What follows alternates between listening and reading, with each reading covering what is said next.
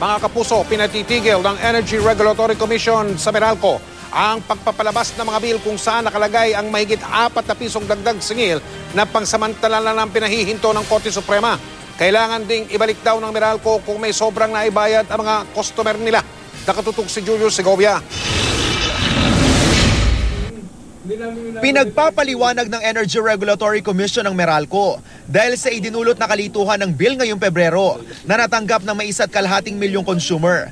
Nakasaad kasi sa kabuang buwan ng bayarin ang 4 pesos and 15 centavos na power rate hike para sa Disyembre na pinigilan ng Korte Suprema. Pinagpaliwanag ng komisyon ang Meralco tungkol sa bagay na yan kung bakit nila nire-reflect yung balanse o yung deferred amount na yan at nakasama pa doon sa total amount due.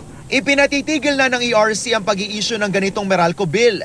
Ipinababalik din sa consumers ang sobrang nasingil sakaling nakolekta nga ang pinigil na taas singil. Kung siya'y maniningil o makapaniningil ng amount na yan, maaari itong makonsidera na paglabag doon sa pinag-utos ng Korte Suprema. Kung mayroong nasingil na sobra, yun ay dapat na ibalik. Kaya ang legal team ni Bayan Muna Party List Representative Carlos Zarate, pinag-aaralan na raw na magsampa ng contempt laban sa Meralco sa Korte Suprema. Handa raw ang Meralcong sagutin ito. Wala naman daw silang intensyong kolektahin ang pinigil ng Korte Supremang taas singil sa kuryente. Ang current amount sa bill lang daw ang babayaran at hindi ang total amount due.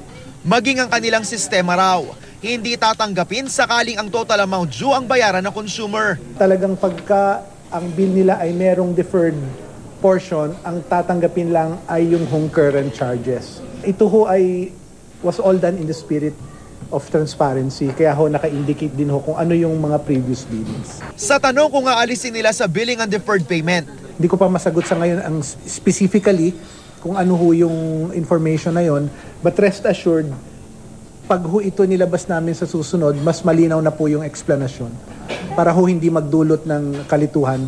ang kalituhan sa electric bill nag-ugat pa rin sa all-time high power rate hike ng Meralco.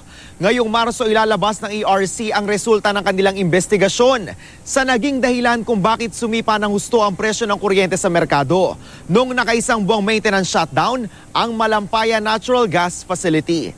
Julius Segovia, Nakatutok, 24 Oras.